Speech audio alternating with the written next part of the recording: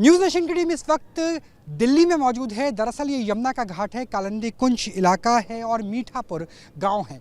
यहाँ जहाँ तक आपको नज़र आएंगी सिर्फ झाग और सिर्फ झाग ही नज़र आएंगे, लेकिन इसके पीछे की जो वजह है वो है पॉल्यूशन। वो प्रदूषण जो यमुना नदी में, दिल्ली में जब 23 किलोमीटर यमुना नदी गुजरती है तो उसमें नज़र आता है।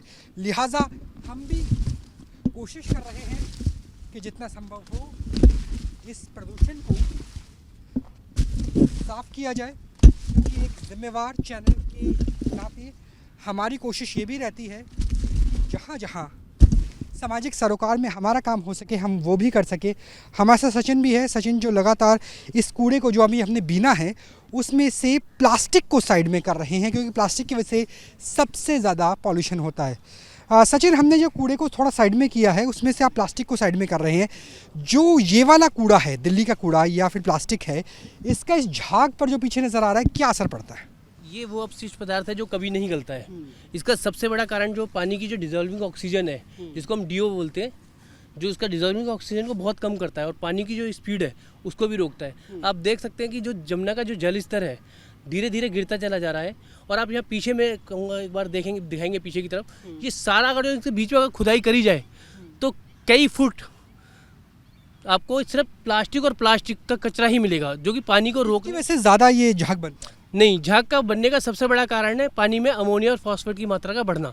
साथ ही साथ जो अन्य केमिकल पीछे डाइंग इंडस्ट्रीज जो आ रही हैं, जो घरों से अपशिष्ट पदार्थ निकल रहे हैं, इंडस्ट्रियल वेस्ट निकल रहा है, केमिकल वेस्ट, और यहाँ तक कि हॉस्पिटलों का जो मेडिकल वेस्ट है वो भी बिना किसी ट्रीटमेंट के डायरेक्टली इसमें मिला दिया जा रहा है। तो आप ये देखिए कि किस तरीके से यहाँ पे जो प्लास्टिक है उसे एक एक करके अलग करने की कोशिश है ताकि जो फ्लो है वो बना रहे। अच्छा, सरकार की तरफ से कुछ किया जाता है? केंद्र सरकार, राज्य सरकार? देखो, कहने के लिए तो स्टेट गवर्नमेंट और सेंट्रल गवर्नमेंट जो पब्लिक का पैसा हज़ारों करोड़ की योजनाएं निकालती है, बट वो योजनाएं धरातल पे दूर दूर तक नहीं दिखती है।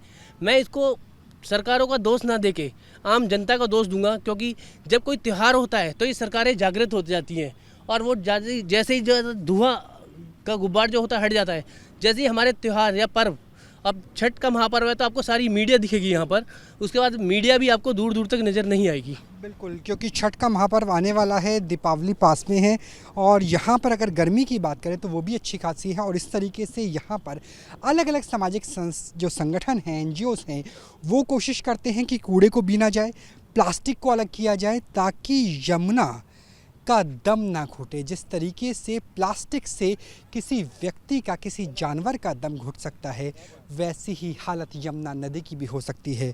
और न्यूज़ नेशन एक जिम्मेवार चैनल के नाते हमने भी कोशिश की कि जितना श्रमदान, क्योंकि भारत के प्रधानमंत्री नरेंद्र मोदी भी कहते हैं कि महात्मा गांधी के तर्ज पे श्रमदान देना चाहिए, जो जितना श्रमदान हम दे सकते हैं हम भी लगातार यहाँ पसीना बहा रहे हैं, कूड़ा बीन रहे हैं, ताकि यमुना जिंदा रहे राजधानी दिल्ली के अंदर। बचपन में हमने पढ़ा था कि नदियों के किनारे सभ्यताओं का वास होता है, लेकिन देश की राजधानी दिल्ली में नदी और सभ्यता दोनों का सर्वनाश इसी प्रदूषण की वजह से हो रहा है। दिल्ली की फिजा में प्रदूषण है, एयर क्वालिटी इंडेक्स 400 के पार पहुंच चुका है, लेकिन दिल्ली के पानी में भी प्रदूषण है। इस वक्त मैं मौजूद हूं कालिंदी कुंज घाट पर। ये नोएडा यानी उत्तर प्रदेश और दिल्ली के मध्य की सीमा है।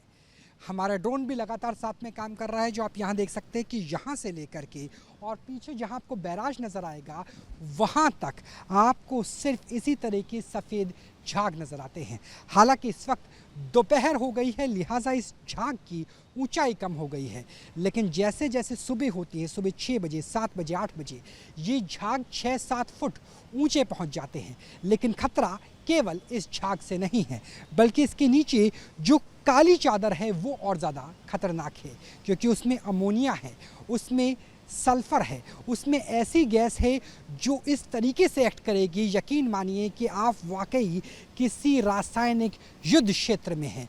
जहाँ मैं मौजूद हूँ यहाँ पर सांस लेना दूभर हो रहा है। जब हम सांस ले रहे हैं तो बदबू, और बदबू के साथ जो गैस है यमुना नदी की, वो इतनी ज़्यादा है कि यहाँ पर रुकना मुहाल होता हुआ नज़र आ रहा है।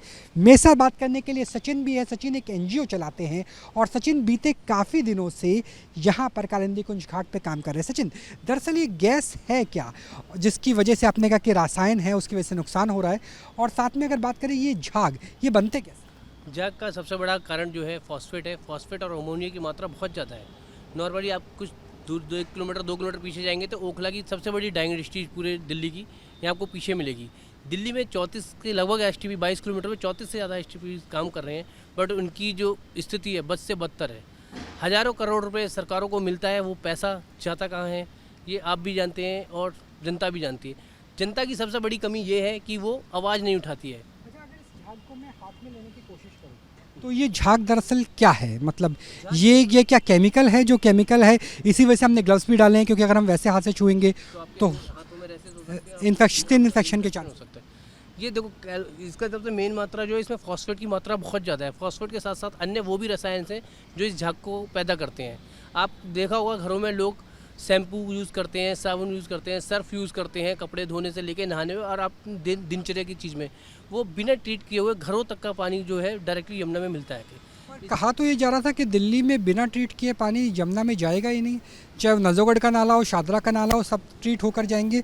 और एक सवाल सचिन ये भी उठता है कि कालिंदी कुंज घाट पे क्यों झाग है, क्योंकि इससे पहले आईटीओ भी है, इससे पहले आगे भी घाट है काफ़ी। आप देखेंगे जो 22 किलोमीटर का जो सारा कचरा आता है, सारा कचरा इकट्ठा होकर ये दिल्ली का आखिरी घाट है कालिंदी कुंज घाट, और जो भी है ये सारा कालिंदी कुंज घाट पे आता है। इसकी सबसे बड़ी मात्रा है कि पीछे आप देख सकते हैं ओखला बैराज है। जब बैराज से पानी प्रेशर से आता है, जो इससे पानी की जो डिजॉल्विंग ऑक्सीजन है ये यहाँ पे बहुत कम है।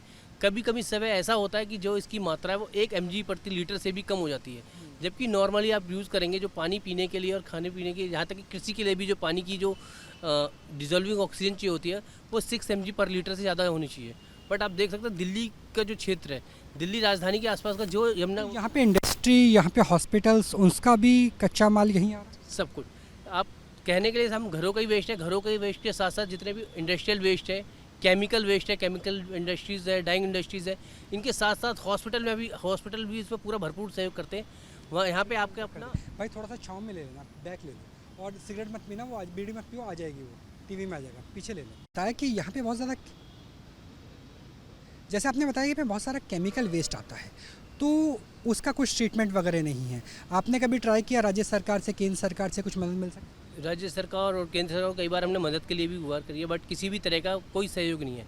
पिछले 3 साल से हमारे बच्चे 200 से ज़्यादा ड्राइव्स यहाँ पे कर चुके हैं, इको ड्राइव्स, और जिसमें ना तो राज्य सरकार का कोई सहयोग मिला है ना ही केंद्र सरकार का। अगर कुछ भी सहयोग मिलता है, बच्चे उन्हें अपने दम पर स्थिति इतनी अच्छी कर दी है। जो नदी किनारे के जो घाट है, कालिंदी कुंज घाट, अब इतना पहले से इतना बेहतरीन। अच्छा, कालिंदी कुंज यहीं रहना, आगे पीछे मत जाए। जिस तरीके से आपने बताया कि राज्य सरकार, केंद्र सरकार बहुत ज़्यादा सपोर्ट नहीं करती, तो क्या लगता है, क्या सोसाइटी की भी गलतियाँ हैं? क्योंकि ऊपर हम जो जा रहे हैं ये नेशनल हाईवे है, ये हाईवे दिल्ली यूपी को जोड़ता है, और यहाँ भी बहुत सारे लोग कुछ कूड़ा करकट फेंक। इसमें जितने हम सरकारों को दोष देते हैं, इतनी ही आम जनता भी पूरी भागीदार है। अभी कुछ दिन पहले दशहरे का पर्व गया है, लोगों ने अपने घरों की मूर्तियाँ से लेके अपना जो आम घरों के जो हवन पूजा सामग्री सब लाके डाल दिया है।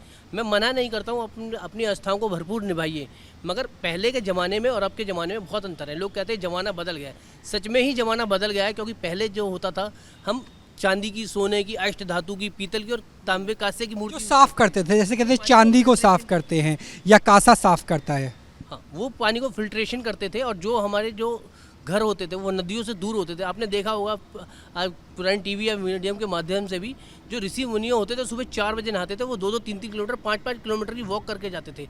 नदियों का जो उनके घरों का वेस्ट होता था वो नदियों तक पहुंचता ही नहीं था। इसके अलावा जो मूर्ति विसर्जन या अन्य विसर्जन की बात की जाती है, तो उस टाइम धातुओं की जो मूर्ति होती है वो प्रवाहित की जाती है। अच्छा, कालिंदी कुंज ऐसा घाट है जहाँ पे छठ की पूजा भी वर्जित है, तो यही वजह है जो आपने बैराज बताया, जो इंडस्ट्रीज़ का कचरा बताया, क्योंकि नोएडा भी यहीं पर ही है, दिल्ली भी यहीं पर ही। आप कहने के लिए दिल्ली की एकमात्र नदी यमुना है, और यमुना नदी के होने के बावजूद दुख इस बात का है, दिल्ली वासियों को पानी जो है गंगा के ऊपर डिपेंड होना पड़ता है। अगर जो गंगा नदी से, गंगा नहर से अगर आप दिल्ली वासियों को पानी नहीं मिलता है, तो उस दिन आधे दिल्ली में भूचाल आ जाता है, आधे दिल्ली प्यासी हो जाती है। तो ये है राजधानी दिल्ली की स्थिति, वो दिल्ली जिसकी लाइफ लाइन यमुना को होना चाहिए, लेकिन लाइफ यानी शहर के जीवन के लिए ये प्रदूषण सबसे बड़ा संकट खड़ा कर रहा है। इसी प्रदूषण की वजह से इस घाट पर इस बार आदेश दिए गए हैं कि छठ पर्व की पूजा नहीं की जाएगी। जैसे ही बैराज से पानी छूटेगा वैसे ही झाग की स्थिति और ज़्यादा विकराल बनती हुई नज़र आएगी। तो ये है वो सफ़ेद रंग की चादर जिसके नीचे एक काले रंग की चादर है। सफ़ेद रंग की चादर बनती है रसायनों से और उसके नीचे की चादर है वो कचरा जिसकी वजह से यमुना नदी दम तोड़ती हुई नज़र आ रही है। ऐसे में इसका सरोकार हम सब से हैं, खासतौर पर दिल्ली एनसीआर वासियों से, कि क्या आप यमुना नदी को बचाना चाहेंगे। कैमरा सहयोगी सिद्धार्थ गुप्ता के साथ राहुल डबास, न्यूज़ नेशन, दिल्ली। छठ का पूजा था आपसे? छठ पे बोलना है, दोबारा भी बोल लेंगे, एक लाइन और ले लेंगे स्टेट के लिए। कैमरा सहयोगी सिद्धार्थ गुप्ता के साथ राहुल डबास, न्यूज़ स्टेट, दिल्ली। एक बाइट ले लें।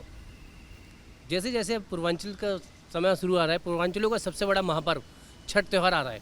दिल्ली की 60% से ज़्यादा जो जनता है वो छठ त्यौहार मनाती है। दिल्ली नदी प्रकृति, जो हमारे जो छठ पर्व है वो टोटली प्रकृति को दर्शाता है। इसमें सूर्य की भी पूजा होती है और साथ साथ नदी को भी पूजा जाता है, जो हमारे प्रकृति के स्रोत है। असली जो देवी देवता जो माने जाते थे तो हमारे वो प्रकृति के स्रोत माने जाते थे। मगर जब दिल्ली में अपनी एक नदी होने के बावजूद हमें दिल्ली के आसपास का जो क्षेत्र है, आसपास गड्ढे खोद के रहना पड़ रहा है, तो दिल्ली वासियों के लिए इससे शर्म की बात कुछ नहीं हो सकती। केंद्र सरकार और राज्य सरकार इसके लिए और जो आगे आए, और जैसे रातों रात अगर नोटबंदी जैसी चीज़ें हो सकती हैं तो अगर सरकारें चाहें तो इसमें भी एक बड़ा कदम उठाया जा सकता है। न्यूज नेशन अब व्हाट्सएप पर खबरों के ताजा अपडेट के लिए न्यूज नेशन के इस QR कोड को स्कैन करें।